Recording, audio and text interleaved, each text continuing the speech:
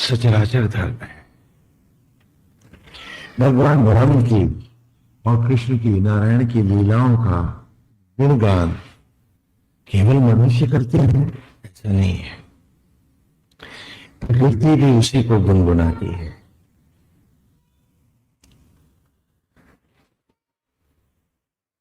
शुभ्र ज्योतिर्मय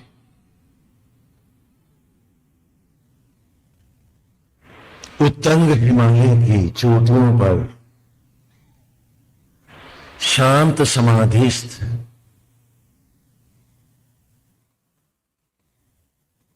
जानकी ही तो है जो मन की गंगा वनवास लेती है हिमालय से और अमृत धाराओं के साथ सारे भारत को, सभी भक्तों के पाप को धोती, सब ऋषियों को आनंदित करती, आत्मा श्री राम के साथ निरंतर प्रवाहित रहती, सबको जीवन के सोपान देती, जब आगे बढ़ती है तो उस जानकी का अपहरण सागर कर लेता है गंगा का, और तब सूर्यवंशी राम अर्थात सूर्य अपने किरणों के बाणों से संतप्त करता सागर को लौटा लेता है। शैलपुत्री हिम को दोबारा अग्नि परीक्षाओं के द्वारा, ज्योतियों के द्वारा, और ले चलता है पुष्पक विमान में, काले घने बादलों में, और फिर उत्तरायण होती है। सारी धरती को वसुंधरा बनाती, अपने ही अमृत से संपूर्ण सचराचर को राममय करती, पुनः हिमालय अवध लौट आती है। प्रतिवर्ष ये लीला, यही भजन जिसे आप गाते हैं, इसे सारी प्रकृति गाती है। ईश्वर की लीला का अनुपान संपूर्ण सचराचर करता है। ये कण कण में व्याप्त है। रो रही वनवास लेती है, अवध हिमालय से चल देती है, जगत का कल्याण जो करना है। और ये जल की धाराएं चलती चलती चलती चलती 12 वर्ष में, 13 वर्ष में सागर के तट पहुंचती है, और हिमालय उसका अपहरण कर लेता है, गंगा खो जाती है। और तब सूर्यवंशी राम अपने तप के तेज से, ज्योतियों के बाणों से उसी जल निधि को, अमृत गंगा को पवित्र करता लौटाता है। कैसे? पुष्पक विमान पर। देखो बादल, फूलों का विमान है, और ले चलता है उड़ा के फिर वापस हिमालय को, अवध को, उत्तरायण होती है। यही तो कथा है, यही तो लीला है। भगवान की लीलाओं का अमृत सचराचर में खोजो, तुम्हें मिल जाएगा। जब बहुत तपती है श्री राधे।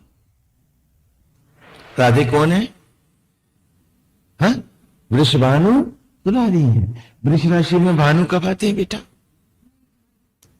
तो ज्येष्ठ आषाढ़ मई जून की तपती दोपहरी, जब गोविंद की छाया में संतप्त तप लेती है श्री राधे, तो नीलाकाश भी उसके तप और पीड़ा पर ओस बनकर बरसने लगता है प्रतिम पर।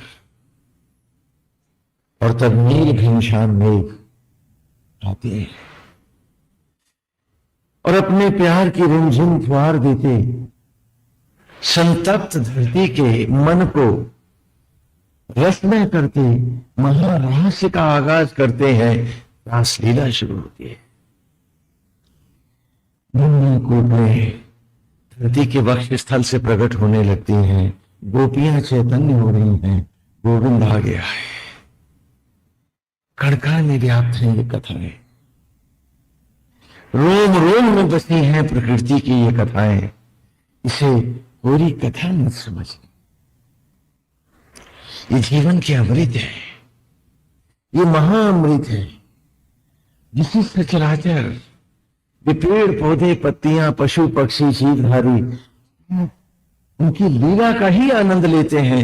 यही तो सचराचर है, यही तो जीवन है और यही तो अमृत है। जब आसक्त हो जाते हैं मन हमारे, हम इस लीला का सुख नहीं उठा पाते, केवल सतह छू के निकल जाते हैं कि जो धरती के रोम रोम में गोपाल बरसे न नयन बरसते गोविंद के, कैसे धरा निर्मल होती, कैसे उसकी तपन शांत होती, और क्यों जगह जगह हरित क्रांति होती। नई गोपियां सारे वन प्रदेश में, खेतों में, जंगलों में देखो, फिर गोपियां प्रकट हो गई हैं। मधुमास आ गया है, समय महारास का आ गया है, गोविंद आ गए। बरस दर बरस ये लीलाएं निरंतर होती हैं। एक हमी है कि सूखे के सूखे रह जाते। गोविंद की प्रणय लीला का रस, छोटे छोटे पौधे, पेड़ पौधे, पशु पक्षी सब सानंद पाते हैं, और हम सिर्फ आसक्त धन में ही इस गोपाल धन से निर्धन रह जाते हैं। मार्कंडेय पुराण की आपको एक कथा सुनाते हैं, क्योंकि कथाओं के द्वारा ही हम गुरुकुल में बच्चों को पढ़ाते थे। उस युग में हमारा बच्चों को शिक्षा देने का उद्देश्य था कि वो धरती का ईश्वर बने, वो जाने, वो पहचाने कि वो कौन है। तो 3 सूत्रों का यज्ञोपवीत देकर पहले हम उसका जीवन पवित्र करते हैं। पहला तागा है कि ये शरीर तेरा चिता की राख से वनस्पतियों में कैसे लौटा। यदि मनुष्य योनि में आके तूने अब नहीं जाना, अरे तू किस योनि में कब जानेगा। इसी के लिए वेद प्रकट हुए। जिसने प्रकृति गाती है, झूम झूम के गाती है, हम उसमें सूखे हैं, हम उसमें उसकी रस को नहीं पहचानते हैं। हम मानव योनि को धन्य कर रहे हैं अथवा कलंकित हम नहीं जानते हैं।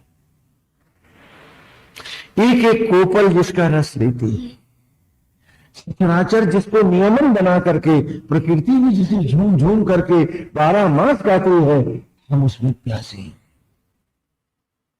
हम उस अमृत को नहीं पा पाते। क्यों नहीं पाते? क्योंकि गुरुकुल में अब आप पढ़ने नहीं आते हैं जैसे आपके पूर्वज आते थे। खो गई है। पहले सूत्र से उसको मैं ज्ञान देता था कि तू भस्मी से वनस्पतियों में कैसे आया। तो इन पेड़ों को अपना परिवार जानना, क्योंकि यहां नारायण यज्ञ न करते तो तू कहां होता। तो ये धर्म की ध्वजाएं हैं, ये पूज्य हैं हमारे, ये यज्ञ स्थली है, ये नारायण का स्वरूप है।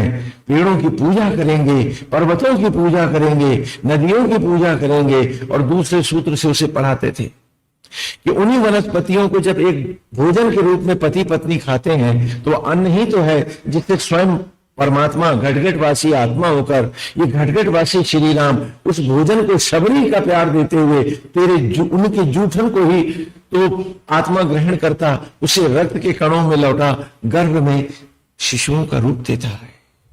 तुम्हें उंगली नहीं बनानी आई, वो अंगूठा नहीं बना पाया, तो तुम माँ बाप कहां हो? तुम निमित्त माँ बाप हो। असली माँ बाप तो राम जानकी ही है, वो घटघटवासी राम, और वो आदि शक्ति, आद्य शक्ति, ब्रह्म ज्वाला जानकी ही तो है। सचराचर के एक ही माता पिता है, नारायण और महालक्ष्मी। तुम्हें पालने के लिए दिया है, न कि जाने के लिए संतानें मिली। तुम्हें प्रकृति के अनुरूप आचरण करने का, धर्म देने का उद्देश्य था। तो दूसरे सूत्र से मैं बालक को पढ़ाता हूं कि शरीर ही वो यज्ञशाला है जहां स्वयं परमेश्वर आत्मा होकर यज्ञ करते हैं। बाहर के यज्ञ से मैं तुझे भीतर का ये सत्य यज्ञ पढ़ाऊंगा, जिससे बाहर की आसक्तियों को तू बाहर चला दे, भीतर आत्मा श्री राम से मिलने को, एक होने को, योग करने को अपने भीतर आ। हमने बाहर ही हवन किए, भीतर कौन गए? और जब तुम भीतर ही नहीं गए तो वो यज्ञ पूर्ण कहां हुआ? क्योंकि वो यज्ञ जिसकी आहुति बाहर आरंभ होती है उसकी पूर्ण होती अंतर में होती है। चारों वेद गाते हैं। यदि पूर्ण होती नहीं हुई तो वो यज्ञ तो अधूरा है और उसका फल नहीं होता है। तो कहा प्राणी मात्र को भगवान का रूप समझना।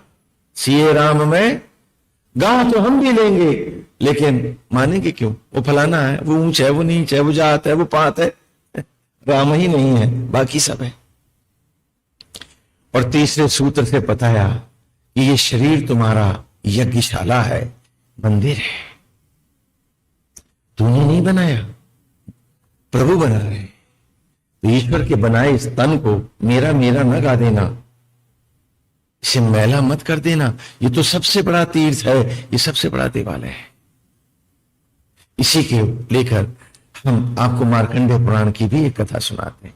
जितने पुराणों में जितनी कथाएं आई हैं गुरुकुल में बच्चों को अमृत देने के, तो हम 3 यज्ञों के यज्ञोपवीत से उसे सचराचर से जोड़ते हैं। इस मंदिर को पढ़ा करके तीसरा सूत्र दे करके हम उसको उसका परिचय कराते हैं। और आज की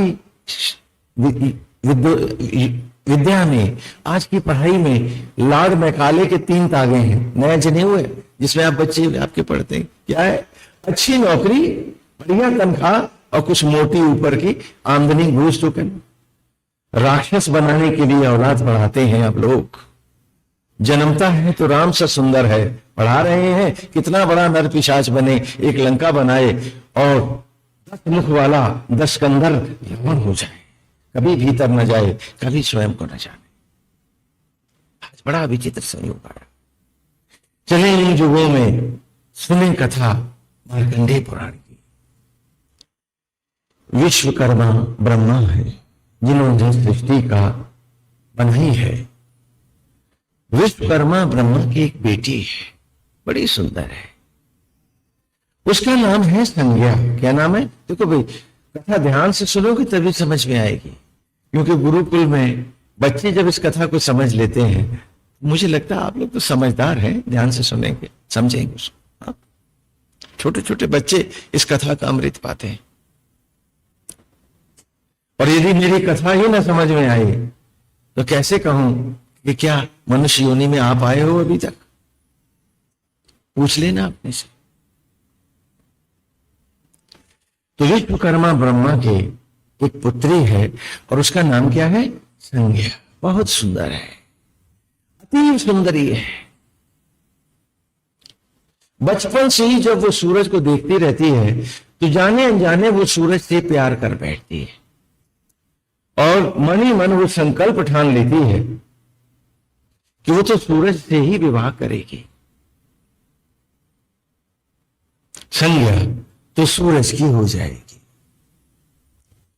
और खेलती, बार बार सूर्य देव को देखती, अंतर मन से प्रणाम करती, उन्हें आदर भाव से जल और पुष्प अर्पित करती, उन्हीं से रोमांचित होती। संज्ञा धीरे धीरे बड़ी होने लगती है और नवयुवती का, नवयौवना का जब वो स्वरूप ग्रहण करती है तो एक रोज ब्रह्मा जी कहते हैं कि बेटी अब तुम बड़ी हो गई हो, हाँ अब तुम्हारा विवाह होना चाहिए, यदि तुम आज्ञा दो तो मैं स्वयंवर का आवाहन करूं।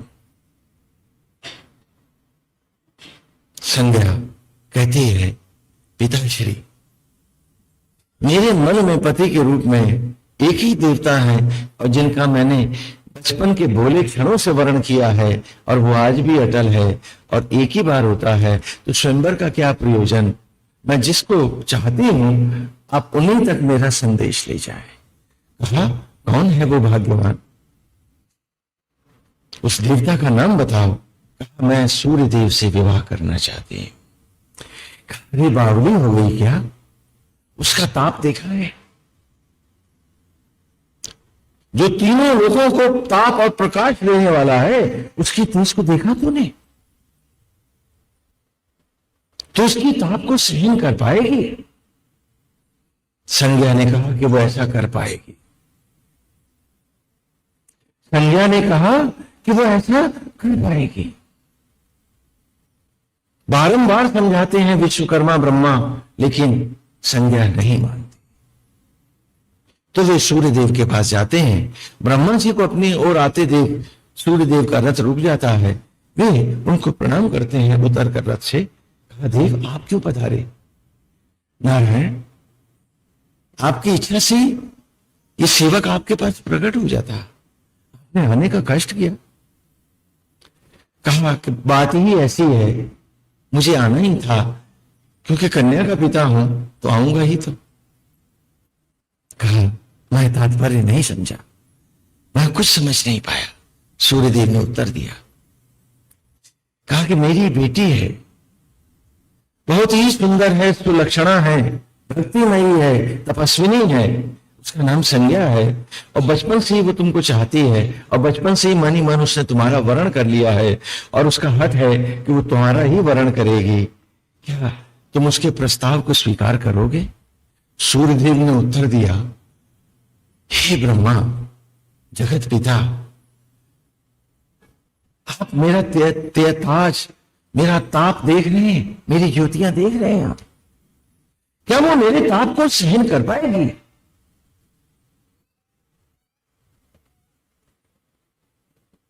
क्या वो मेरा तेज सहन कर पाएगी?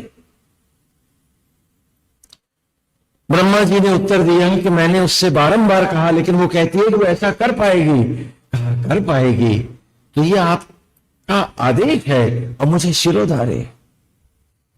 और सूर्य के साथ संज्ञा का विवाह हो गया। सूर्य के साथ संज्ञा का विवाह हो गया। दोनों का सुंदर दाम्पत्य है। सूर्य भी संज्ञा को पाकर अति प्रसन्न है, और उनके इस दाम्पत्य धर्म से एक पुत्र हुआ जिसका नाम मनु है। हाँ, मनु नाम सुने नहीं सुने? भगवान वासुदेव ने कहा ना गीता में कि हे अर्जुन, ये ज्ञान जो मैं तुम्हें अब दे रहा हूं बीज महासमर में, यही ज्ञान मैंने आदि काल में सूर्य को दिया था, और सूर्य ने अपने पुत्र मनु को दिया था। लेकिन समय की धाराओं में ये ज्ञान लुप्त हो गया, इसीलिए मैं पुनः प्रतिपादित कर रहा हूं। इसलिए जो असली मनु संहिता है वो श्रीमद् भगवत गीता है। क्योंकि जब गीता में नारायण स्वयं कह रहे हैं कि मनु की वो स्मृतियां लुप्त हैं, तो कालांतर में जो प्रकट हुई हैं उनसे कहीं अधिक जो मनु स्मृति हो सकती है वो श्रीमद् भगवत गीता ही तो है। हाँ, क्योंकि तो भगवान के श्रीमुख से प्रकट शब्द है। हाँ, तो मनु पुत्र प्रकट हुआ कथा में है। बहुत सुंदर बालक है, बहुत सुशील है, माता पिता का भक्त है। लेकिन संतानोत्पत्ति के बाद संज्ञा कुछ क्षीण होने लगी। कुछ बेटे में उसकी भक्ति बटी, कुछ पति में बटी, और कुछ पुत्र उत्पत्ति के कारण शरीर से भी क्षीण हुई। अब वो सूरज का ताप सहने में संज्ञा घबराने लगी। और ऐसे ही क्षणों में बारंबार सूर्यदेव को लगा कि संज्ञा जानबूझकर सूर्यदेव का अनादर कर रही है। और ऐसी बात में एक बार दो बार उसने भीषण जब अनादर किया, तो दो बार ऐसी अवस्थाओं में सूर्यदेव कुपित हुए और उन्होंने संज्ञा पर कोप किया, अभिशप्त कर दिया उसको। और हर बार जब वो अभिशप्त हुई, उस समय वो गर्भवती थी, तो उसके दो संतानें और हुई। एक हुआ यम और दूसरी हुई यमुना। यमुना यम की बहन है। ऐसा नहीं कि मैंने लीला कथा में कह दिया यमुना है, ये बहन है उसकी। हाँ? हाँ? तो एक बेटा हुआ यम और दूसरी हुई यमुना। अब तो संज्ञा और दुबली हो गई, सूर्य को देख के घबरा के भागने लगी, और सूर्य देव भी उदास रहने लगे कि मेरी पत्नी पतिव्रता होकर के भी मेरी उपेक्षा कर रही है, कारण वे भी नहीं समझ पाते। एक दिन संज्ञा बाग में बैठी हुई अपनी पीड़ाओं को कुरेद रही थी मन ही मन। करे कैसे करे, कैसे पति देव को समझाए कि संज्ञा बहुत क्षीण है और वो साहस नहीं कर पा रही है। उनसे ये भी तो नहीं कह सकती कि आप अपना तेज घटा लो। ये तो त्रैलोक को उद्धारक है, यदि तेज घटा लेंगे तो तीनों लोग भ्रष्ट हो जाएंगे। संज्ञा बहुत संशय में है। तभी उसका ध्यान अपनी परछाई पर गया। हाँ, जब आप धूप में बैठते हो तो आपकी परछाई भी तो जाती है ना विपरीत दिशा में। उसने अपनी परछाई को देखा तो उसके मन में एक कल्पना आ गई कि वो क्यों ना ऐसा करते। और संज्ञा ने क्या किया, परछाई को ही अपना रूप दे दिया और स्वयं अश्विना बन करके धरती पर उतर आए, कि जिससे दोबारा यज्ञ की ज्वालाओं, अश्विनी या अश्विना घोड़ी को कहते हैं, तो इसलिए आपने कथाओं में समझे को घोड़ी बन गई। अश्विना ब्रह्म ज्वालाओं को, यज्ञ की अग्नियों को कहते हैं। अश्विन सूर्य है तो अश्विना ब्रह्म ज्वाला है, ब्रह्म अग्नि है। तो यज्ञ की ज्वाला बन वो पुनः ताप अर्जित करने लगी। ये वायु यज्ञ है हमारे। मेरी कथा इसी अश्विना से, इसी यज्ञ की ज्वाला से, इसी से उत्पन्न है दोनों अश्विनी कुमार जो देवताओं के वैद्य कहे जाते हैं।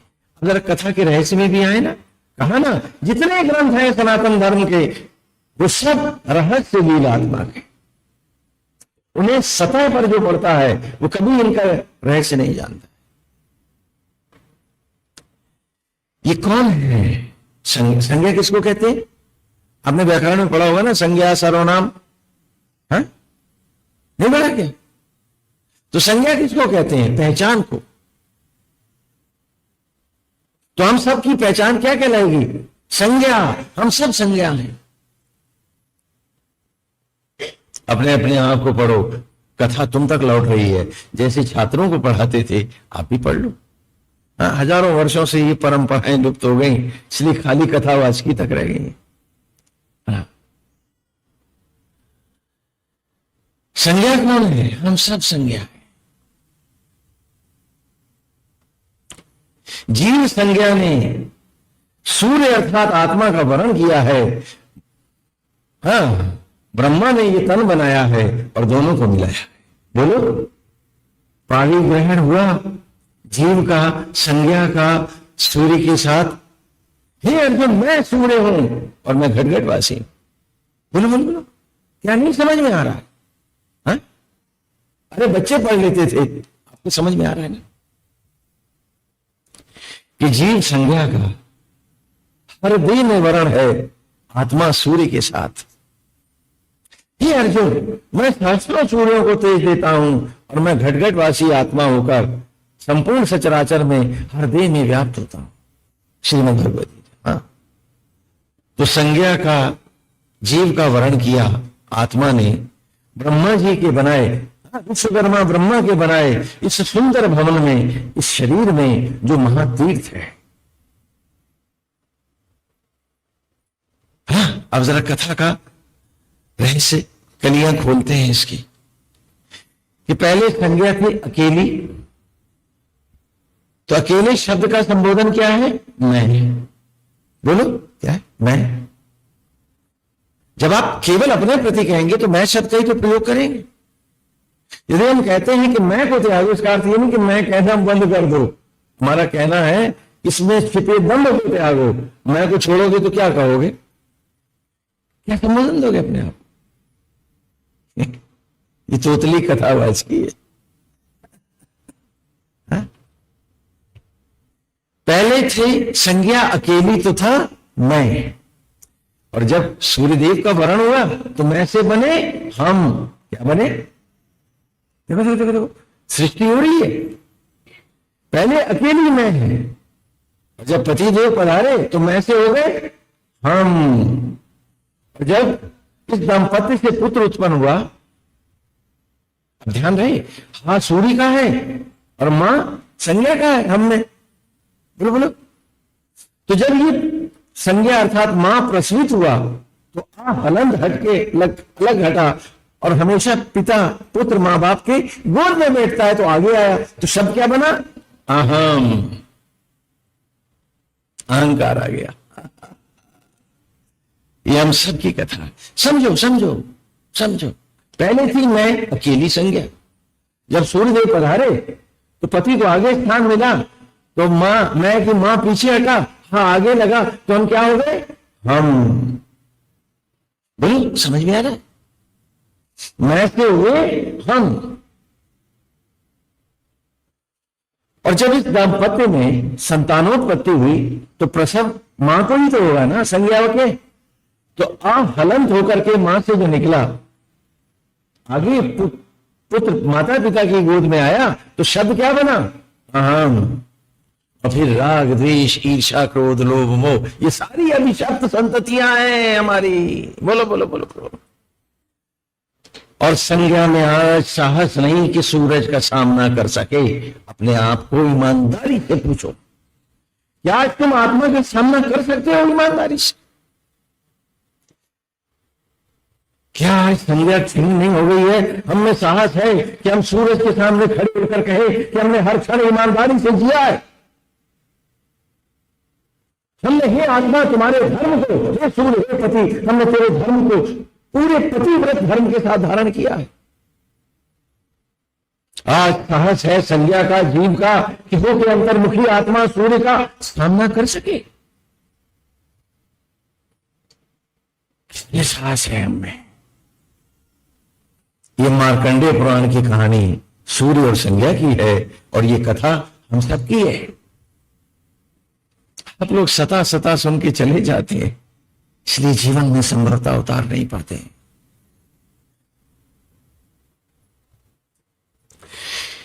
काश ये सब ना हुआ होता, संज्ञा आत्मा का संग न छोड़ती तो क्षीण न होती, सूरज के साथ, मेरी आत्मा के साथ मेरा सुंदर दाम्पत्य होता। वह भौतिकताओं की विषांत अग्नि पर, अतृप्तियों और इच्छाओं के भटकाओं में न गई होती संज्ञा। आज क्या है कि भीतर आत्मा के साथ मेरी परछाई रहती है। मैं तो विषयों में भटक रहा हूं, मैं तो धंधों में भटक रहा हूं, मैं तो व्यापार में भटक रहा हूं, मैं तो ईर्ष्या द्वेष लोभ में भटक रहा हूं। सूरज के साथ दाम्पत्य मेरी परछाई का है। संज्ञा भाग गई है, भाग रही है, सूरज से पीछा छुड़ा रही है। इसीलिए तो मेरा सत्संग तुम्हारे पल्ले नहीं पड़ रहा, खाली आश्रम के गेट तक रहता है, फिर क्या पूछा था?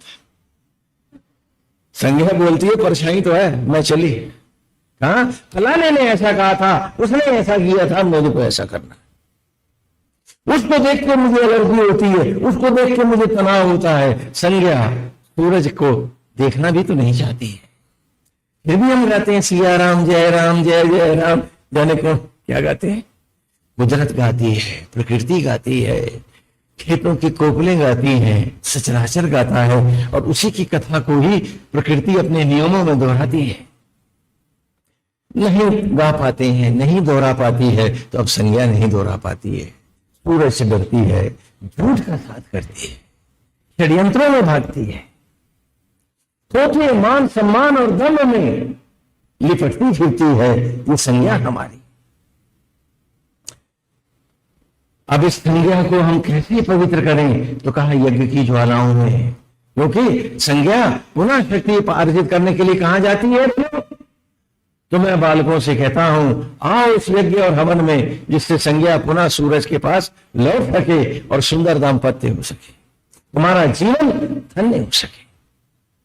और तब मैं उनको यज्ञ पढ़ाता हूं।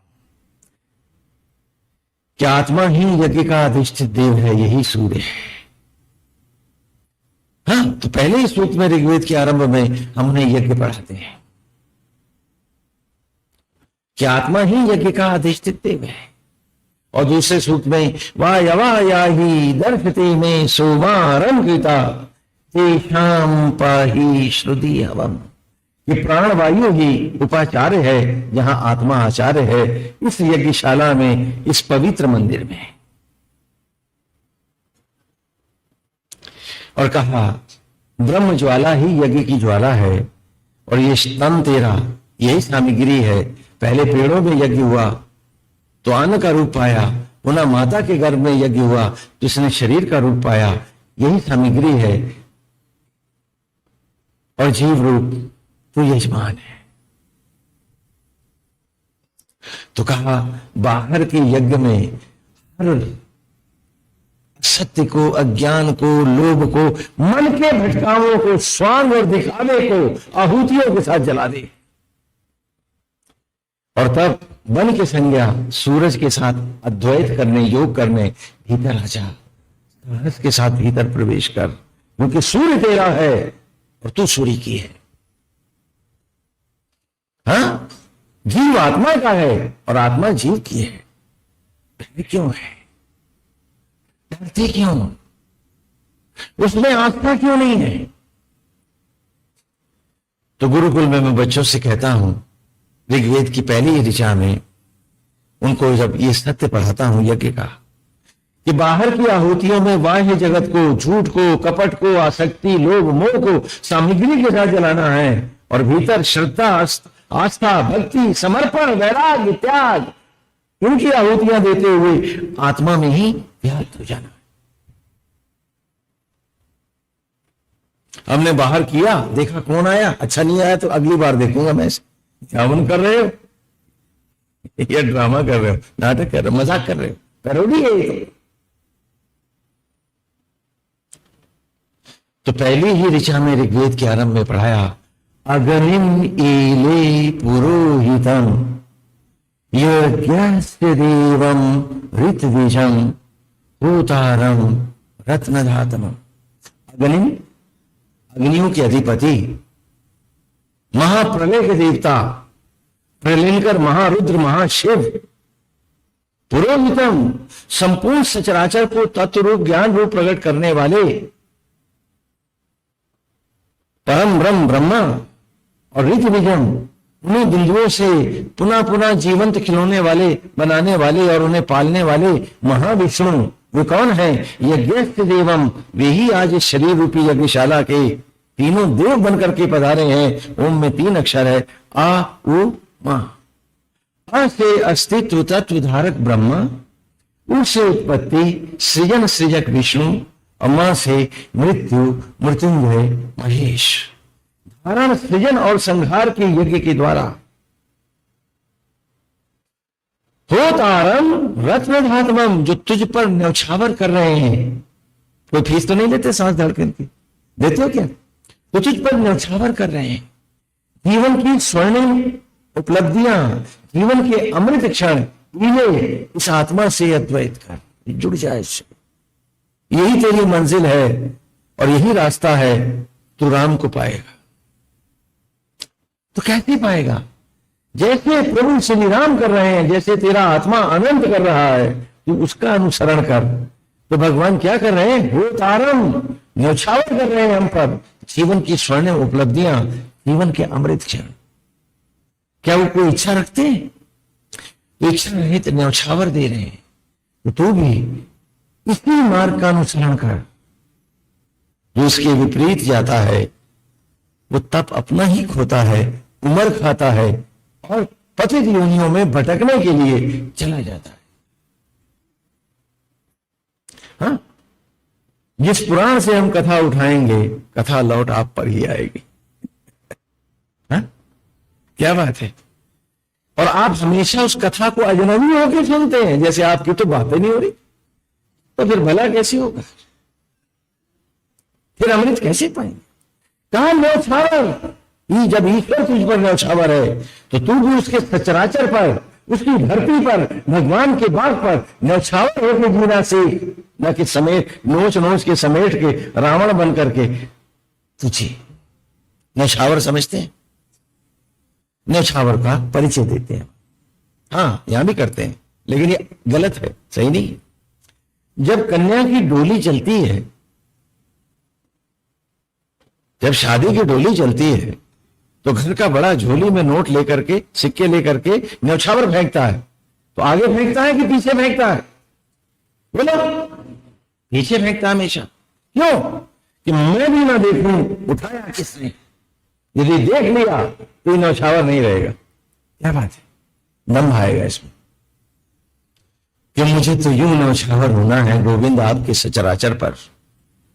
लोभी, संचय की मनोवृत्ति में पड़ा हुआ व्यक्ति कुछ नहीं पाता, ईश्वर भी गंवाता है। और क्या पाता है? दुख, चिंता, तनाव, ईर्ष्या, द्वेष, लोभ, मन की कटुता, कलुष, ये उसकी उपलब्धियां होती है। और न्यौछावर देने वाला व्यक्ति पाता है प्रभु की भक्ति, सचराचर का प्यार, और उसकी सबका प्यार लेता हुआ अपने आत्मा की मस्ती में सदा सदा के लिए एक हो जाता है, आवागमन से मुक्त हो जाता है।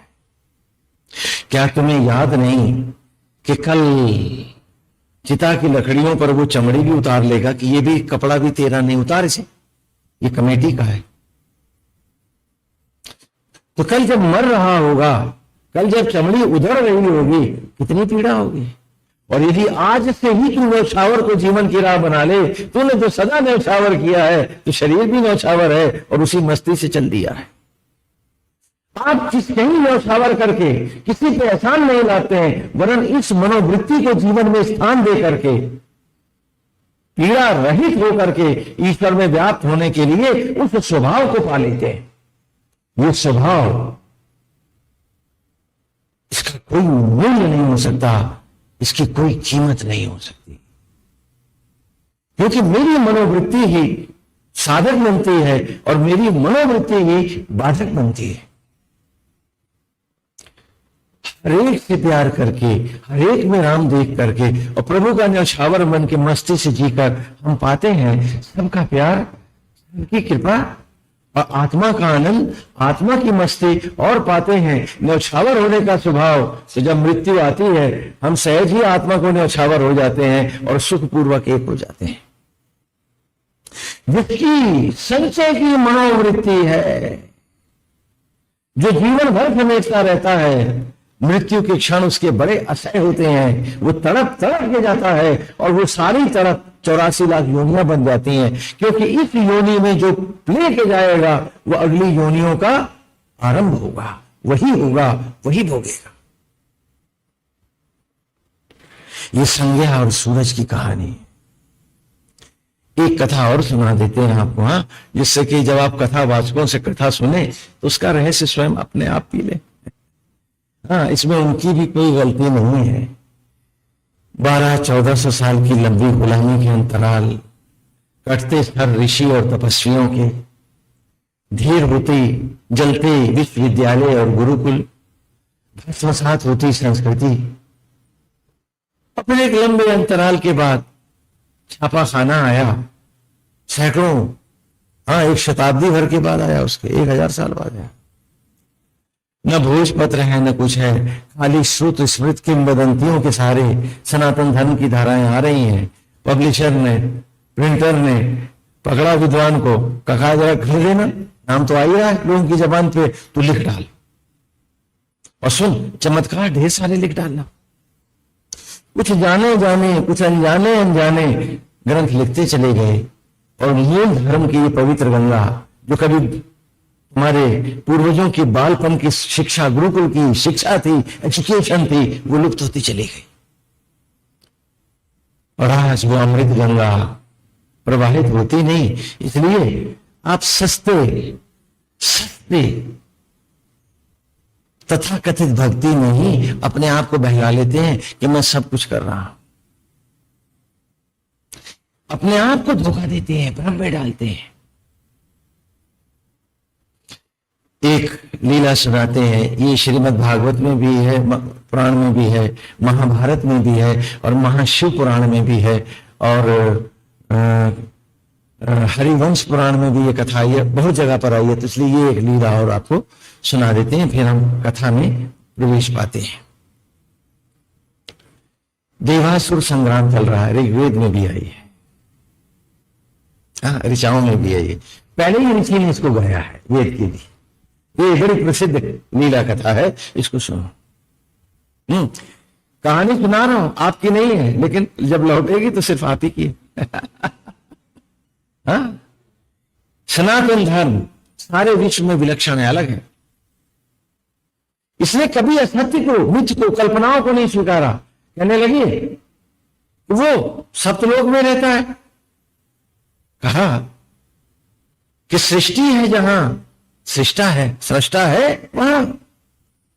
एक बार हमको एक कॉलेज में बुलाया गया, हाँ, वो सनातनेतर है, विदेशी धर्म से जुड़ा हुआ है।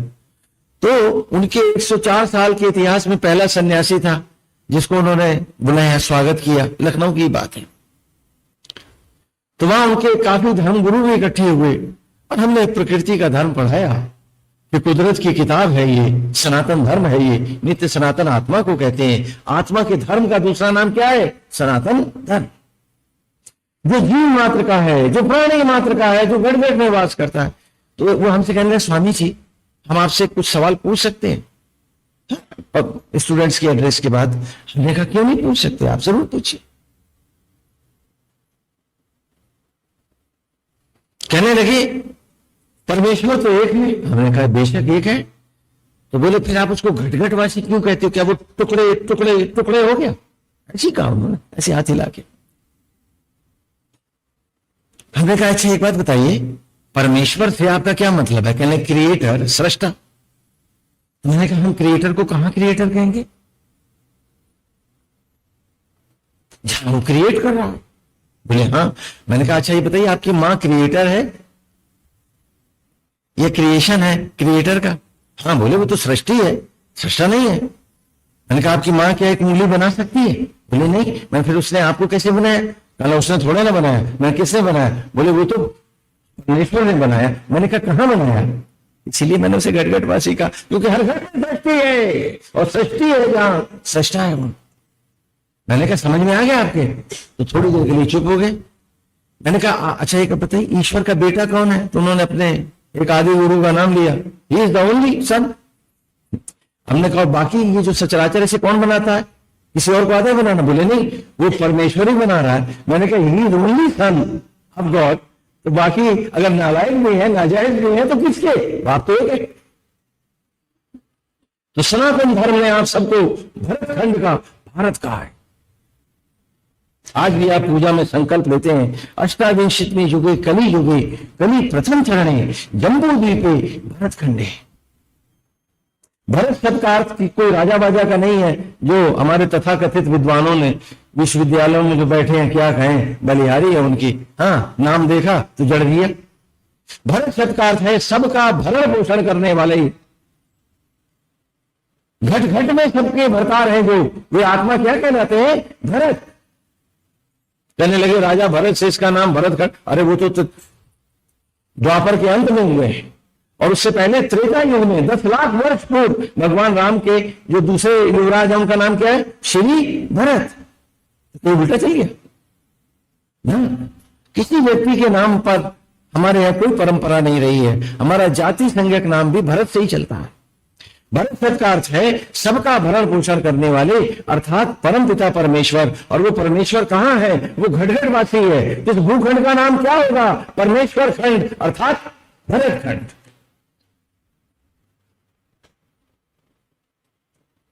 और क्योंकि ये शरीर किसका? बोले जिसने बनाया उसका। कौन बना रहा? एक आत्मा भरत ही तो बना रहा है। तो हम सब उसके पुत्र हैं। भरतस्य पत्यम भारतम। भारत हमारा जाति संज्ञक नाम है। भारत शब्द का अर्थ होता है ईश्वर के बेटे। और बाकी जितने नाम आप अपने लेते हो वे सब गालियां, उनकी हम चर्चा नहीं करेंगे, जिससे आपके मन की में कड़वाहट नहीं लाना चाहेंगे। आपकी एक ही जाति है, एक ही नाम, एक ही पहचान है कि आप सब भारत हैं, अर्थात ईश्वर के पुत्र हैं। ये आदि काल से आपके पूर्वजों का दिया जाति संज्ञक नाम है। अब हिंदू को पर्वत के इधर वो सबको हिंदू बोलते थे, तो क्या आप बंजारों की औलाद हैं जो अपने को हिंदू कहते हैं?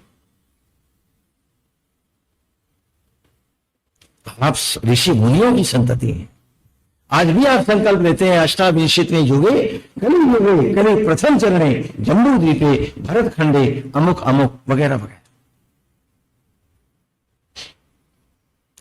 और इंडियन माने बास्टर्ड होता है, यानी अवैध, इलीगल चाइल्ड।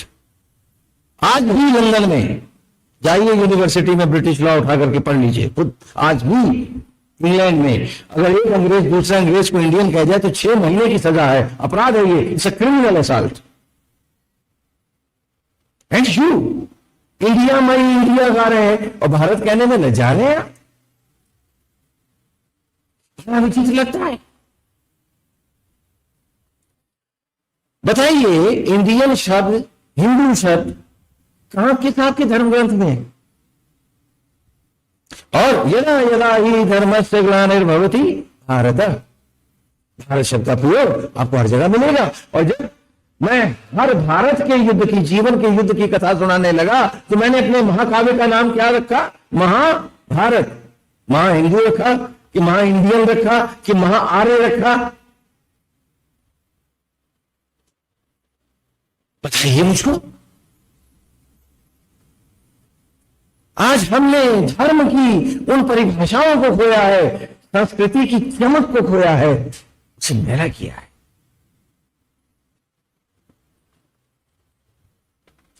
क्या ये सच नहीं है?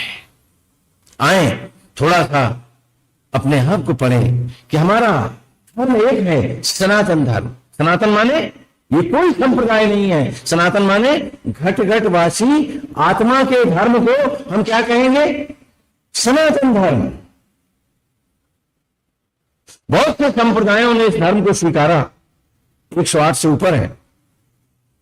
वे संप्रदाय हैं जो इस धर्म की संस्था करते हैं, इसी की पूजा करते हैं, वो हमसे जुड़े हुए हैं, लेकिन उनके अपने अपने अलग अलग मत हैं। तो धर्म, गंगा तो वही है, घाट तो बहुत सी है, गंगा तो वही है, एक ही है। तो धर्म गंगा है, तीर्थ संप्रदाय।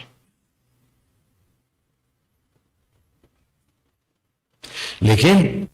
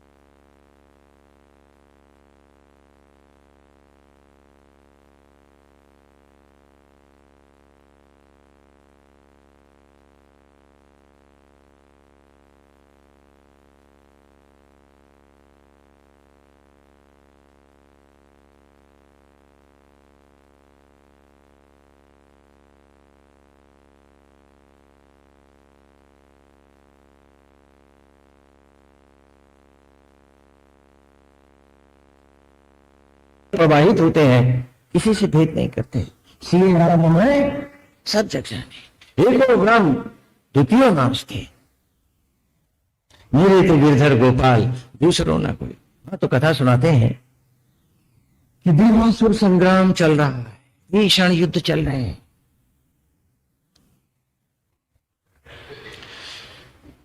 असुरों के जो के साथ हाँ दैत्याचार्य शुक्राचार्य उनके गुरु बन गए हैं, असुरों के गुरु बन गए हैं। तो जो भी असुर मरते हैं शुक्राचार्य उन्हें पुनः जीवित कर देते हैं। देवता बड़े परेशान हैं कि भाई ये युद्ध तो अंतहीन हो रहा, अगर यदि हम मानवों की रक्षा इन असुरों से कैसे कर सकते हैं, क्योंकि ये तो उनके यज्ञ भंग करते हैं, विध्वंस करते हैं, पूजा से उनका मन हटा देते हैं, उनका जीवन के उद्देश्यों को नष्ट कर देते हैं। तो असुरों से लड़ने के लिए मानवों को भी तो तैयार होना चाहिए, खाली अकेले देवता कब तक लड़ते रहे। तो देवताओं के राजा इंद्र ने सोचा, ध्यान से सुनो कथा, कथा वाचकी के साथ देवगुरु बृहस्पति भी है यहाँ इस मंच पे, याद रहे। तो उन्होंने सोचा भाई नीचे जगह ना मिले तो आप लोगों को ऊपर ही जगह नहीं है, तो कोई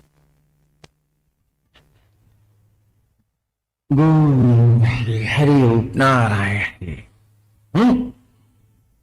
तो देवताओं ने सोचा कि क्यों ना हम संजीवनी मंत्र शुक्राचार्य से पाले, जिससे मनुष्य भी जो युद्ध में असुरों के द्वारा मारे जाए उन्हें हम पुनः जीवित कर लें, और इस प्रकार ये संग्राम किसी दिशा को पाए। ऐसा सोच करके देवराज इंद्र ने, क्षीरसागर मंथन से पहले यही कथा सुनाते हैं आपको, संजीवनी मंत्र हमें कहां मिलता है और वो हमने कहां से पाया है। और मालूम है वो संजीवनी मंत्र क्या है, अभी यहीं आएगा, आप चाहो तो पी लेना, आपकी मर्जी है। कि कहा कि पहले संजीवनी मंत्र हम बटोर लें तो देवासुर संग्राम जो है वो किसी मंजिल को पाए। तो देवताओं ने, देवराज इंद्र ने एक कल्पना की, एक योजना बनाई। तो उन्होंने देवगुरु बृहस्पति के बेटे कच्छ से कहा कि कच्छ तुम ऐसा करो, तुम शुक्राचार्य का शिष्यत्व ले लो और उनके शिष्य बन करके तुम उनसे गुरु मंत्र ला दो, क्योंकि तुम ही समर्थ हो, ला सकते हो। तो कच्छ ने देवगुरु बृहस्पति के पुत्र ने कहा, बेटे ने, कि आप मेरे को वहां क्यों भेज रहे हैं? अरे वो बड़े उग्र हैं, पहले तो मुझे वो शिष्य रूप में ग्रहण ही नहीं करेंगे, और यदि मैंने ऐसा किया तो वो तो मुझे तत्क्षण भस्म कर देगा अपने तप से ही, मैं नहीं जाता, वो तो महाक्रोधी है। तो कच्छ ने कहा, कच्छ ने जब ऐसा कहा तो देवेंद्र ने उत्तर दिया कि कच्छ तुम डरो मत, मैं तुम्हारे साथ चंद्रमा को भी भेज रहा हूं। इंद्र ने कहा, हाँ तुम्हारे साथ, पहले कहा कामदेव को भेजता हूं, ये कामदेव जाएगा वहां पर, गोविंद हरि हरि नारायण। तो कामदेव जाएंगे वहां पर। आप लोगों को गर्मी तो लग रही होगी, तो क्या हुआ, हम तो यज्ञ की ज्वालाओं में भी तपते हैं, थोड़ी देर के लिए तपन को सह लें, नारायण करेंगे, अभी पूरी बिजली आ जाएगी। तो कहा मन को इधर ही रखे, गर्मी को भूल जाए, कथा का रस लें, कथा की शीतलता का आनंद लें। तो कहा कि मैं तुम्हारे साथ कामदेव को भेजता हूं, क्योंकि शुक्राचार्य की एक बेटी है जिसका नाम है देवयानी। इस बेटी का नाम क्या है? देवयानी है। कामदेव उसकी देह में प्रवेश कर जाएगा, और जब वो जिद करेगी तो शुक्राचार्य तुमको शिष्य के रूप में मजबूर हो जाए, ग्रहण करना पड़ेगा, क्योंकि बेटी की बात आचार्य शुक्र नहीं टालते। कामदेव ने कहा, एक बार पहले महाशिव के पेट के पास भेज करके मैं, मेरा अच्छे खासे मेरे कर्म करा चुके हो, भस्म करा चुके हो मुझे, और अब तो वो फिर महाक्रोधी है, मैं नहीं जाता वहां, मैं उसके कोप से बच नहीं पाऊंगा। तब इंद्र तो मन है ना, और मन बड़ा षड्यंत्रकारी, तो उधर देवताओं का राजा भी इंद्र है, इधर शरीर का राजा भी इंद्र है। देखा क्या कथा है ना।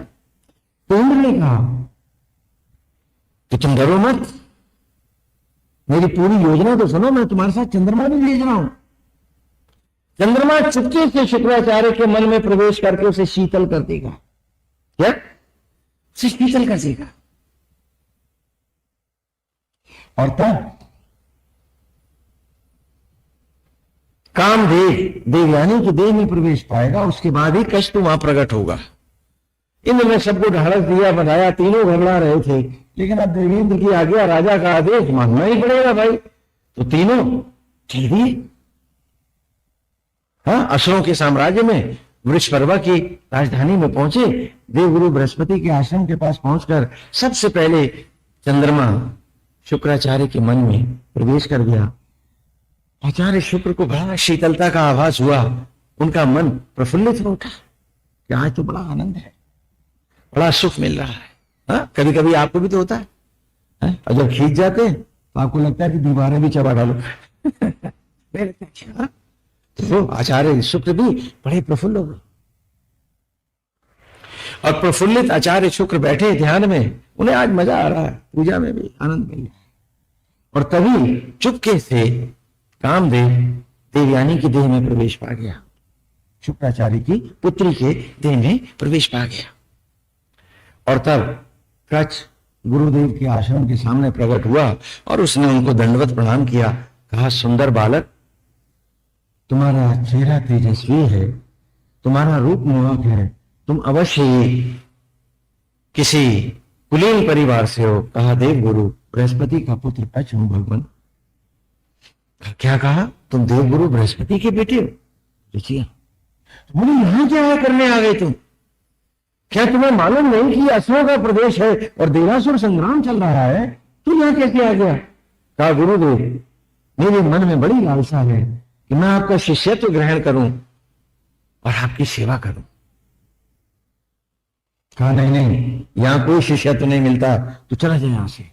तो देवयानी बीच में बोल पड़ी कि पिताश्री, आप कच्छ को अपने शिष्य के रूप में क्यों नहीं ग्रहण करते हैं?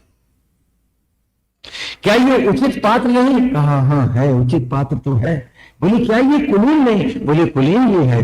बोले, क्या इसकी भावना समर्पित नहीं? बोले, वो भी तो है, लेकिन देवयानी सुनो, ये देवगुरु बृहस्पति का बेटा है, इसे असुर मार डालेंगे। बोले, इसमें इसका दोष है क्या?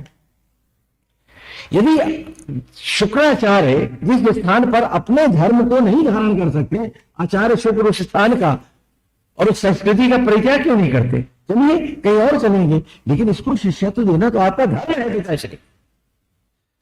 पशुओं को भैंस इसे शिष्य के रूप में ग्रहण नहीं करेंगे, ये तो अधर्म की बात होगी। और जो पिता पुत्री में शुरू हो गया शास्त्रार्थ, हर बार शुक्राचार्य पराजित। उसकी हर बात क्या है, वो बेचारे तर्कहीन हो गए। तो आखिर हार के कहने लगे, लगता है कच्छ, मुझे तुझे स्वीकारना पड़ेगा। और कच्छ शिष्य बन गया।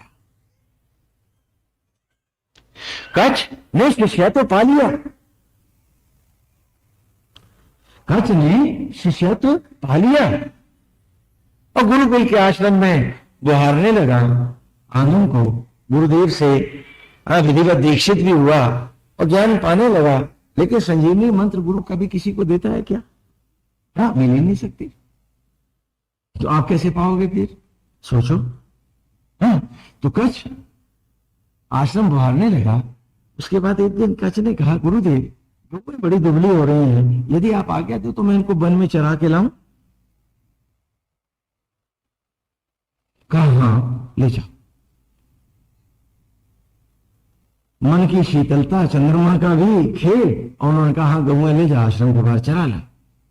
आश्रम की गौओं को लेके कच्छ जंगल में पहुंचा। असुरों ने देखा कि गुरुदेव की गाय आज कोई बहुत सुंदर युवक चरा रहा है, उसके पास गए। बोले, कौन हो तुम? पहले पहचानते नहीं मुझको? बोले, नहीं। अरे मैं शुक्राचार्य का शिष्य कच्छ हूं। ऋतु कब आया? वैसे तू कौन है? कहा, मैं देव गुरु बृहस्पति का बेटा हूं। उसने असुरों को बताया। छिपाया नहीं। आप तो बड़े कपट से अपनी गलती को छिपाते हैं, कच्छ नहीं छिपाता। और जो झूठ का सहारा लेके जिंदगी जी रहे हैं, क्या वो संजीवनी मंत्र पाएंगे? क्या उन्हें प्रभु का धाम मिलेगा? पूछो अपने आप से। कच्छ ने कहा, तुम्हें मालूम नहीं, मैं देव गुरु बृहस्पति का बेटा हूं, कच्छ हूं मैं। वो जो आपके गुरुदेव हैं आचार्य शुक्र, वो मेरे भी गुरु हैं, हम सब तो गुरु भाई हैं। कहना, सच बता, तू यहां क्यों आए हैं? कहना, बता दू। यहां सच बता। बोले मैं संजीवनी मंत्र लेने आया हूं गुरु से। बोले अरे ये तो हमारा सत्यानाश बन गया है। कच ने वो बात भी नहीं छिपाई और जानबूझ के कच गाय लेके उनके आगे पीछे घूम रहे हैं, उन्हें उकसा रहे हैं, भड़का रहे हैं। तो असुर जो थे उन्होंने सोचा क्या करें, गुरु तो सठिया गया है, इसकी तो अकल मारी गई है ना। अब बेचारे गुरु की तो अकल मारी ही जाती है, चेले जो समझदार हो गए हैं। और कलयुग में तो गुरु की परीक्षा होती है, चेले की ना। है? सारे परीक्षक बैठे हैं। स्वामी जी आप यहां गलत करते हो, ये करते हो, ऐसा नहीं ऐसा करना चाहिए। अरे नारायण कर रहा है भाई, ये बेचारा कहां कर रहा है, इसी पे है रखा ही क्या उसकी भक्ति के अलावा। ये सारे ये जो आयोजन हो रहे हैं ये भक्त प्राण लोग हैं। हाँ, ये मंदिर भी भक्तों की दया और कृपा से बनता है। आज के लोग जो प्रभु को अर्पित होते हैं वहां के बनाते हैं, वो स्वामी जी इसमें क्या करते हैं? हाँ, और हाथ जोड़कर कितनी विनम्रता से वो नारायण का दूत, हाँ, हमारा बेटा कैलाशनाथ पटेल आप सबके सेवाओं में लगा हुआ है। हाँ, और सारा का सारा हरसिंगार परिवार और सारे भक्त मित्र आप में से भी देवता सब लगे हैं, इसलिए आयोजन हो रहा। हाँ, और सन्यासी इच्छा नहीं करते हैं, ये नारायण की इच्छा से होता है, इसे भाग्यवान करते हैं। हाँ, लेकिन परीक्षा, स्वामी जी आप ऐसा गलत करते हो, ऐसा सही करते। हाँ, परीक्षा होती है, आजकल गुरुओं की परीक्षा होती है, सन्यासियों की होती है। भक्त अपनी कोई परीक्षा नहीं देता, क्योंकि वो तो जानता है कि भगवान को भी वही पानी पिलाता है। हाँ, उसने 4 अक्षर पढ़ जो लिए, होता है। तो कहा मैं क्यों संजीवनी मंत्र लेने आया हूं तुम्हारे गुरु से, इसलिए तो शिष्यत्व लिया। अब असुरों ने खोपड़ियां जोड़ी कि भाई क्या करें, ये तो बड़ी भारी मुसीबत आ गई। उन्होंने सोचा अब गुरु कुपित होंगे तो होंगे भाई, श्राप देंगे तो देंगे, चलो आज इसका काम तो कर ही डालो। और उन्होंने क्या किया, कच्छ के टुकड़े टुकड़े कर दिए और वहीं लाश के टुकड़े करके फेंक के चले।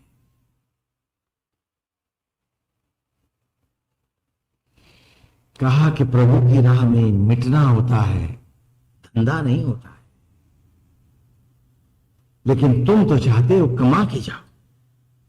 क्या बात है, टुकड़ों में लाश बिछा दी है कच्छ की। सांझ ढली गौएं लौटी, खंबे की ओट में खड़ी देवयानी हर गाय के पीछे देखती है, कच्छ नहीं लौटा है। देखते ही देखते सारी गाय गौशाला में प्रवेश पा गई हैं। सांझ गहराने लगी है, पेड़ों की परछाइयां लंबी होने लगी हैं, कच्छ है कि लौटा नहीं है।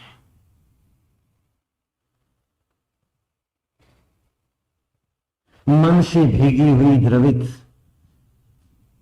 देवयानी कुछ विह्वल, कुछ भावी आशंका से भयभीत अपने पिता शुक्राचार्य के पास आती है, कहती है पिताश्री कच्छ लौटा नहीं है, कच्छ लौटा नहीं है।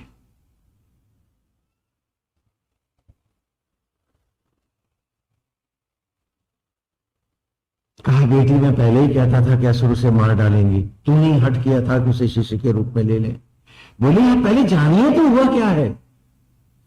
तो शुक्राचार्य अपने पीठ पर बैठे विराजे अभिमंत्रित स्थान पर, और उन्होंने अक्षत हाथ में लेकर मंत्र पढ़ के चारों दिशाओं में फेंकी और आवाज दी, कच्छ तू कहां है।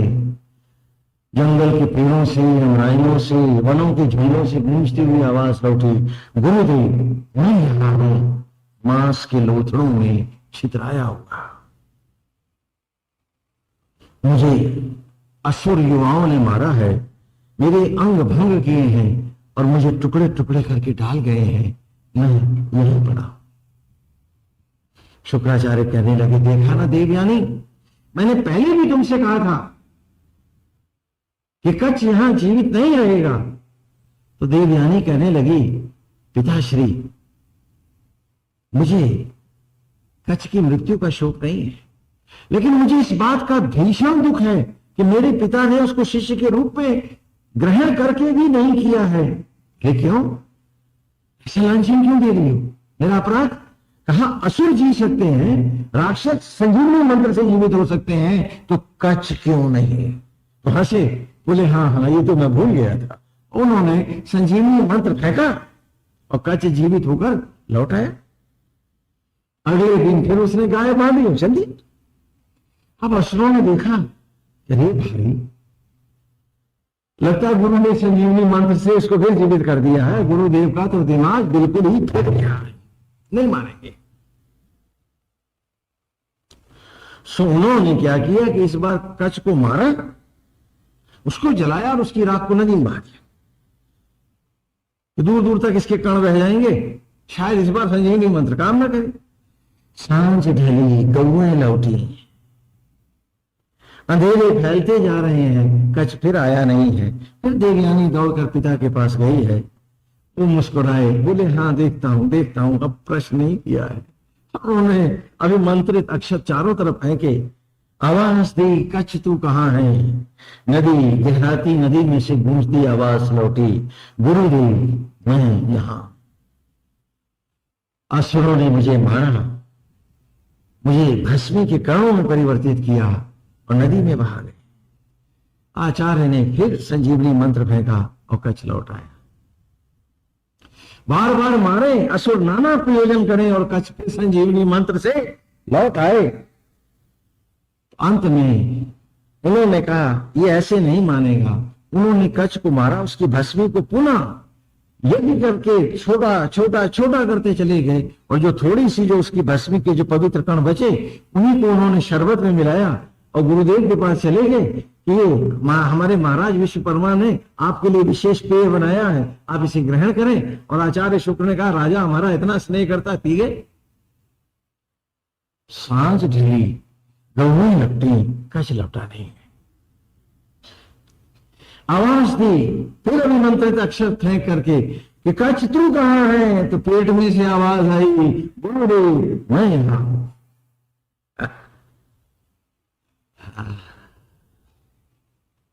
कहां हूं? यहां, आपके भीतर आ गया हूं। अरे बोले तू बावले यहां कैसे आ गया? बोले गुरुदेव असुरों ने मुझे जलाया और उसकी राख को भी संक्षिप्त करते रहे और उसी को पेय पदार्थ में और खाद्य पदार्थों में मिला के आपको खिला गए। आचार्य शुक्र बड़े हुए, कहने लगे कुसंगी का संग आचार्य को भी कितना भारी पड़ता है, और तुम हो कि कभी सत्संग करते नहीं, कुसंग ही कुसंग करते। अगर सत्संग वार्ता है तो कुसंग भीषण नरक में भी तो ले जाता है।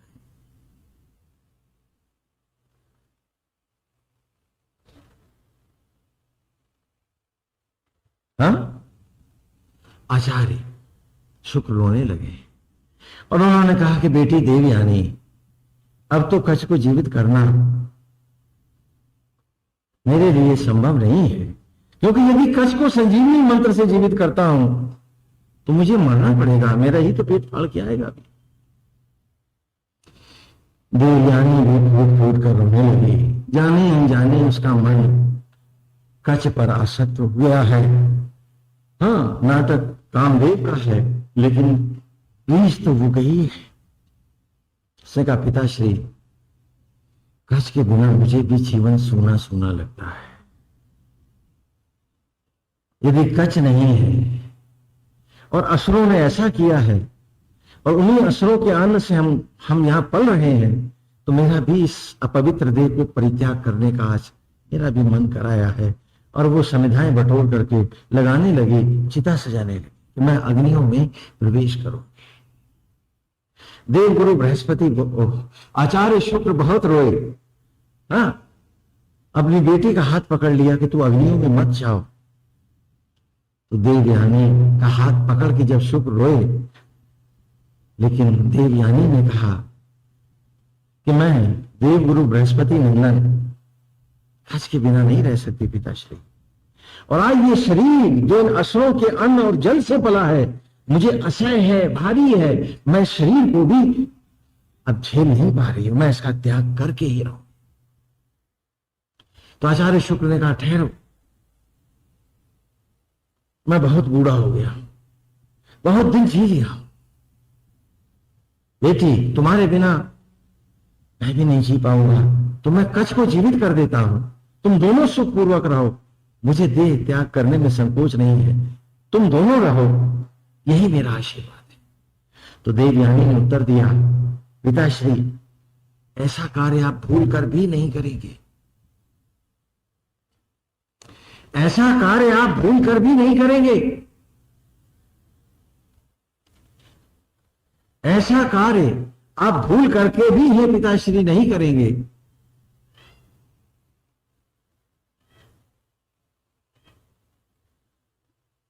पितृहंता होकर देवयानी एक क्षण भी नहीं जीना चाहेगी।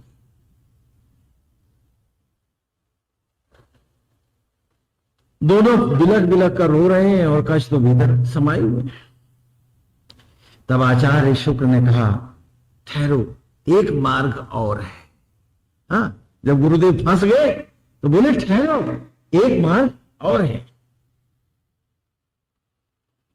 बोले क्या? बोले एक उपाय है। बोले क्या? कहले तुम ठहरो, मैं एक ऐसा उपाय करूंगा कि न कच्छ मरेगा न मैं मरूंगा और हम सब तीनों प्रसन्न हो जाएंगे।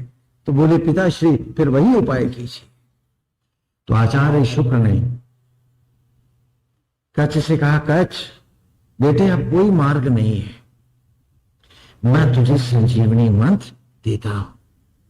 क्या बात है, अभी तक दे नहीं रहे थे, चिल्ला रहे थे।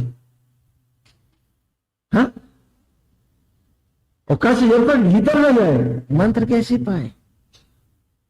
और आप गुरुओं की परीक्षा लेके उनसे मंत्र पाते हो, क्या मिलेगा? हाँ? स्वामी जी गुरुमुख हुआ है हमने। अच्छा,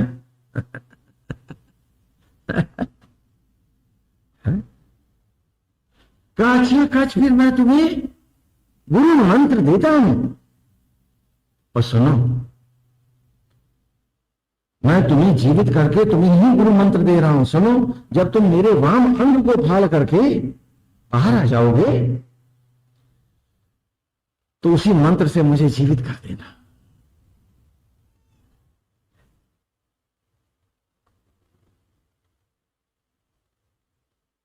कहा, जो आ गया गुरुदेव। और गुरुदेव ने अपनी देह में ही कच्छ को संजीवनी मंत्र दिया और उसे उसी मंत्र से जीवित किया।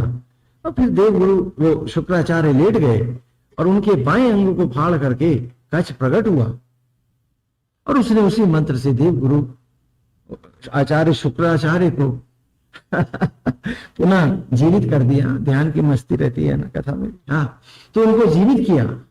हाँ, और इस प्रकार उसने संजीवनी मंत्र पाया। इसी को वेद की ऋग्वेद की ऋचा में पहले ऋषि ने गाया कि इंद्र वायु इमे सुता, इंद्र वायु इमे सुता उप्रेभिरागतम इंदवो वाम उशंति।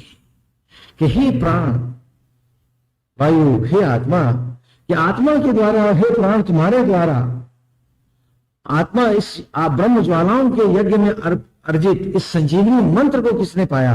कहा उप्रेभिरागतम, कि डूब गया जो अपनी आत्मा में, जिसने अपने को भस्म किया। कौन? प्रयत माने जितेंद्रीय आत्मज्ञानी, जो अपने भीतर आकर के समाया, उसी ने ही जीवन का ये संजीवनी मंत्र पाया। और कैसे पाया? इंद्रवो वाम उशंति, जैसे इंद्र के साथ भेजा हुआ, इंद्र का भेजा हुआ कच्छ उष्णम, उष्ण से शुक्राचार्य के नाम है, कि वाम बाएं अंग को फाड़कर प्रकट हो गया। जो डूबता नहीं है कथा में, वो नहीं पाता है अमृत का बिंदु। वो अमृत का बिंदु नहीं पाता है। और ऐसा नहीं कि तुम्हारे जीवन में अमृत नहीं है। अगली कथा सुनाते हैं आपको इसी की। हाँ, जो बड़े व्यापक रूप से आई है, ये कथा भी अति प्रसिद्ध है। हाँ, कि देवता और असुर लड़ रहे थे, युद्ध थे कि अंतहीन थे। इसी संजीवनी मंत्र को फिर कच्छ ने अश्विनी कुमारों को दिया। और आज संजीवनी मंत्र हम मानते हैं कि उन्हीं के पास है, लेकिन कथा में भी उसके मंत्र भले ना आए, अमृत तो आता है। उस अमृत के कारण ही हमारे लिए, हमको अमर करने के लिए बहुत है, यदि हम पी पाए, इस कथा में डूब पाए। तो ये कथा है।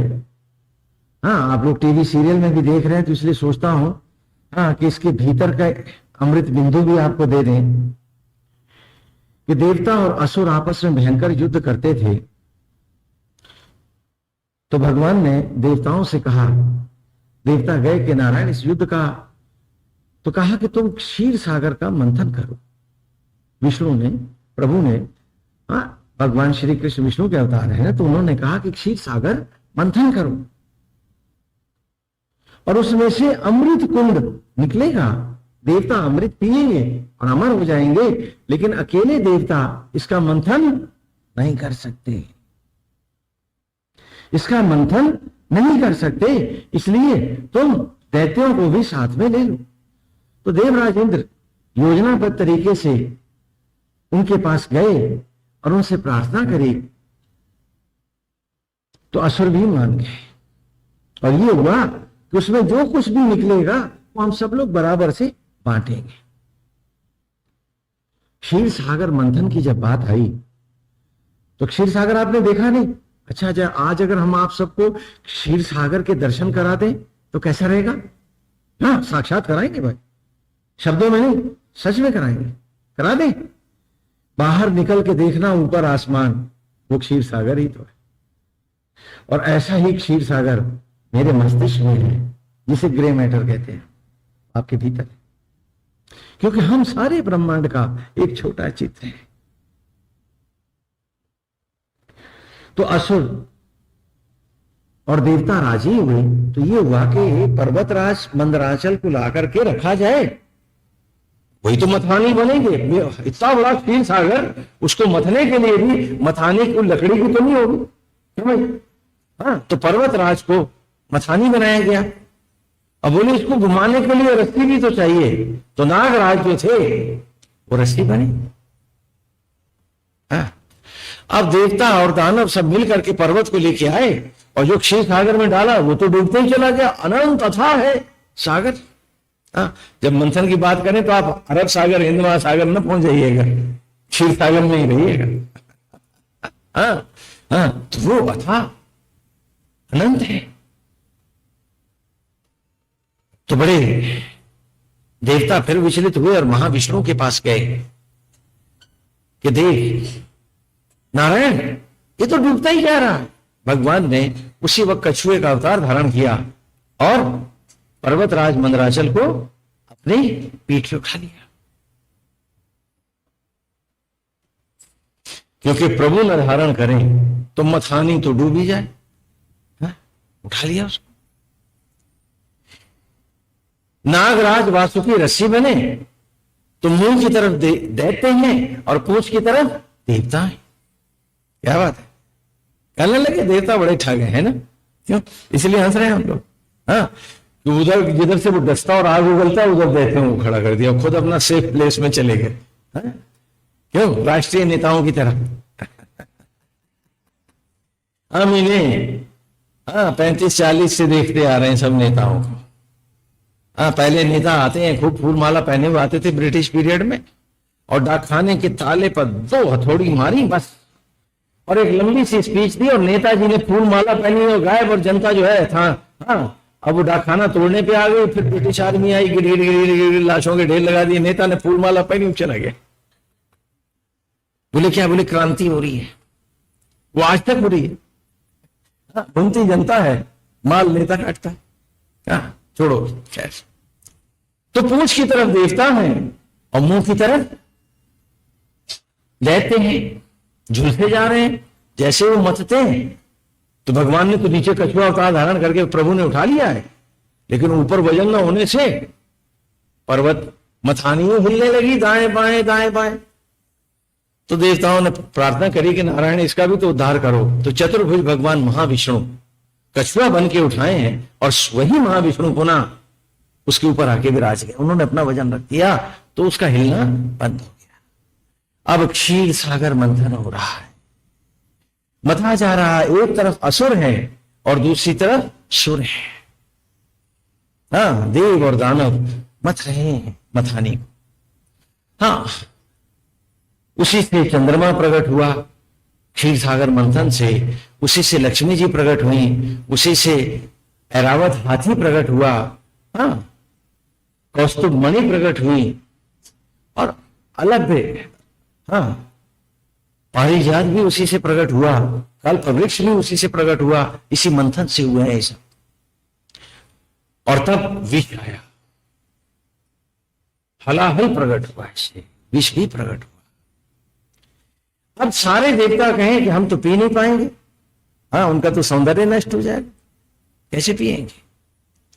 तो भोले भंडारी ने कहा मैं समर्थ हूं, मैं पीऊंगा इसे, और उन्होंने विष का पान किया और शीतलता के लिए चंद्रमा को अपने भाल पर स्थान दे दिया। ये विष पी गए। और फिर अमृत का कलश प्रकट हुआ। अब देवता और दानवों में युद्ध शुरू हो गया। देवता कहें हम पिएंगे, दानव कहें हम पिएंगे। इस छीन झपट में वो सब के सब भागे। हाँ, उन्होंने घट छीनना चाहा, और इसी छीना झपटी में 4 स्थानों पर उसका अमृत छलका, जहां आज भी 4 स्थानों पर कुंभ का महापर्व लगता है, क्योंकि उस कुंभ का अमृत वहां गिरा था। हाँ, कथा का हम केवल स्पर्श देंगे, क्योंकि हम तो क्षीर सागर मंथन की असली वाली कहानी सुनाएंगे ना आप, नहीं क्या? हाँ, तो उसके बाद जब देखा कि ये नहीं मान रहे हैं, तो महाविष्णु ने क्या किया, सुंदरी का रूप धारण किया और सबको सम्मोहित कर दिया, और एक पंक्ति में देवों को बिठा दिया, दूसरे में दानवों को, और दानवों को, असुरों को वो मद्यपान कराने लगे। क्या कराने लगे? मद्यपान, हाँ, पिलाने लगे, और देवताओं को अमृत पिलाने लगे। लेकिन राहु नाम का एक दैत्य, उसने देखा, कह रही ये तो ठगी हो रही है, तो उसने भी देवता का रूप माया का भर लिया, और सूर्य और चंद्रमा के बीच में देवता बन के बैठ गया, और उसने भी अमृत पी लिया। तो सूर्य और चंद्रमा ने कहा नारायण ये तो असुर है। तो भगवान ने सुदर्शन चक्र मारा, तो उसके 2 टुकड़े हो गए, अमृत वो पी चुका था। तो एक सर बना केतु, सर बना राहु, और बाकी जो धड़ था वो केतु बना। आज भी एक सूर्य को ग्रहण मारता है और दूसरा चंद्रमा। ये कथा है, ये कहानी गुरुकुल में हम बच्चों को पूरी लीला के साथ सुनाने के बाद उन्हें बताते हैं कि बेटे चंद्रमा मन को कहते हैं। हाँ? चंद्रमा मन को कहते हैं। चंद्रमा इंद्र का दूसरा नाम है, और मन को इंद्र कहते हैं। चंद्रमा ही मन का जनक माना गया है, और सूर्य कहते हैं आत्मा को। हाँ, ये कहानी अब आई रही है क्षीर सागर मंथन पर।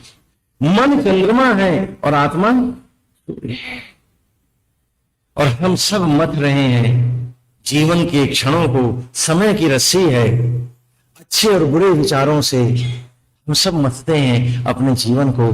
ये क्षीर सागर मंथन ही तो है। इसी मंथन में हमने डिग्रियां पाई हैं, इसी में हमने योग्यताएं पाई हैं, इसी में हमने बुद्धि विवेक पाया है, इसी से हमको लक्ष्मी ऐश्वर्य मकान दुकान बनाए हैं। इसी मंथन से ही तो बनाए। बोलो बोलो बोलो, हाँ? बोलो बोलो, कहां से लाए? इसी मंथन से ही तो लाए। मथते रहे, मथ रहे हैं।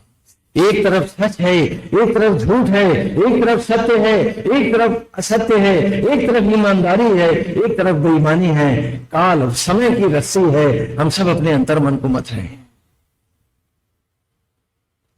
जीवन का अमृत प्रकट होता है, लेकिन दुर्भाग्य हमारा कि राहु पी जाता है। संस्कृत में राहु कहते हैं विषांतता को, भ्रम को, असत्य को। राहु नाम का कोई प्लेनेट नहीं है, ये छायाएं हैं। केतु और Rahu, they are no planets, ये परछाइयां हैं, कोई ग्रह नहीं है। इनको नॉड्स बोलते हैं एस्ट्रोलॉजी में। कि मन पर राहु का ग्रहण है, क्या बात है। और आत्मा पर दंभ का, केतु का प्रभाव आया हुआ। तमाम उम्र मथा मैंने अपने अंतर के क्षीर सागर को। जो जो अमृत प्रकट हुआ, दुकान खा गई, मकान खा गए, अभिषेक खा गए, सारा अमृत असुर पी रहे हैं। देवत्व प्यासा है, देवत्व प्यासा है। हम कैसे अमर हो सकते हैं? वो बच्चे गुरुकुल में हमसे कथाएं सुनते हैं लीलाएं देखते हैं और गंभीर वेद की ऋचाओं को अपने जीवन में उतार लेते हैं। वो ऋचाओं को याद नहीं करते, ऋचाएं उनके जीवन का धारा बनती है, उनके जीवन में उतर जाती है और उनका जीवन राहु और केतुओं की मार से बच जाता है। मन पर राहु का ग्रहण है, मेरा लोभ, मेरा मोह, मेरी आसक्ति, मेरी मनोवृत्तियां मुझे याद नहीं करने देती कि कल तेरी भी बारी है। अभी कंधे पे जिसे उठा के ले गया था, कल तू भी तो उठेगा इसी के कंधे पे। राहु में मन पे ग्रहण छाया मारा हुआ है, मन मैला मैला है।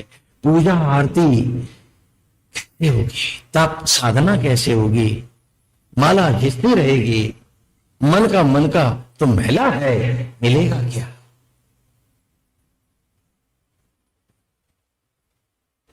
क्या मिलेगा हमको? क्या मिलेगा हमको? जिसका मन नहीं धुला, जिसका मन पवित्र नहीं हुआ, उसने आरती कब करी, उसने पूजा कब की, उसने भजन कब गाए, वो प्रभु का कब हुआ? क्या गंदे मैले जूठे थाल में तुम आरती सजा के भगवान की पूजा करोगे? बोलो, तो मैले मन से कैसे पूजा करो? मन ही तो हमारी खेती है,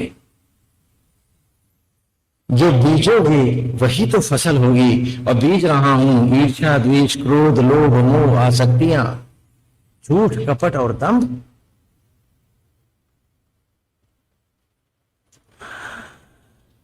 क्या उपजेगा इसमें? भक्ति, श्रद्धा, आस्था।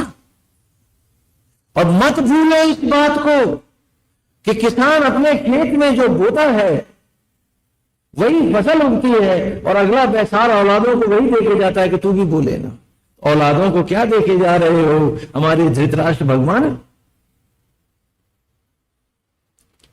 क्योंकि ये अंधी की मनोवृत्तियां, ये अंधता हमें कहां लिए जा रही है? कभी पूछा अपने से?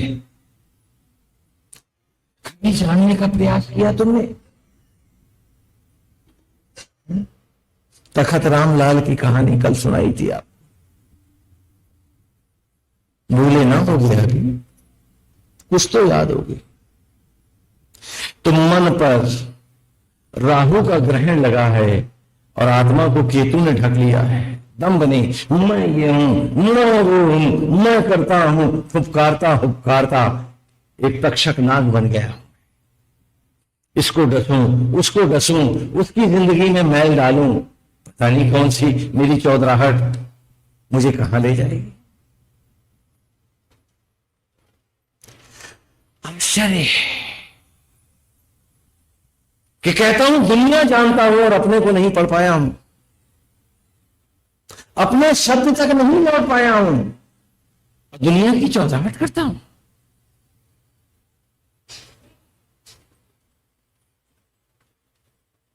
कैसी विचित्र बात है।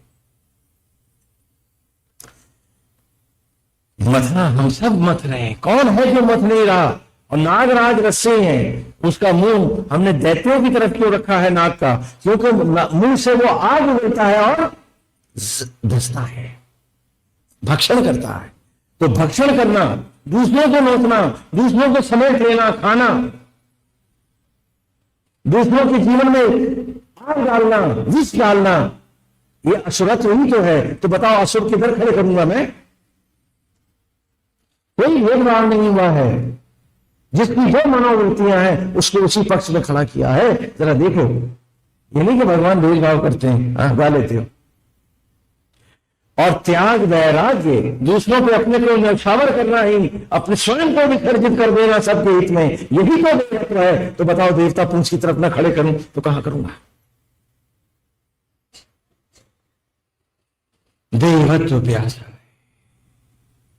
जीवन के मंथन में तुमने पैसे बनाए, फैक्ट्रियां बनाई, धंधे बनाए, बिल्डिंगें बनाई, हर मंजिल बनाई, और हर मंजिल को तुम चमकाते चले गए, और याद ना रहा कि जिंदगी की कितनी मंजिलें ढा आए हो, गिरा आए हो।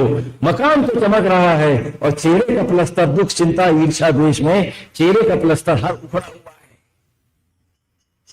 जाने कौन सी कमाई कर रहे थे हम, जाने कहां भटक रहे थे हम।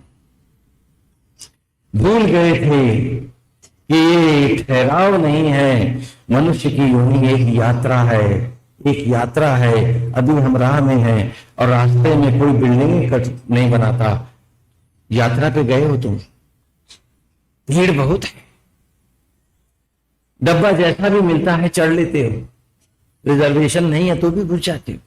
जाने जरूरी, खड़े खड़े जाएंगे, बैठ के जाएंगे, लटक के जाएंगे। यात्रा तो यात्रा है। क्या आप डब्बे में बैठते ही कल्पना करने लगते हो कि डब्बे के इस हिस्से को मैं ड्राइंग रूम बना दूं और इसको बेडरूम बना दूं? कर दिया गया।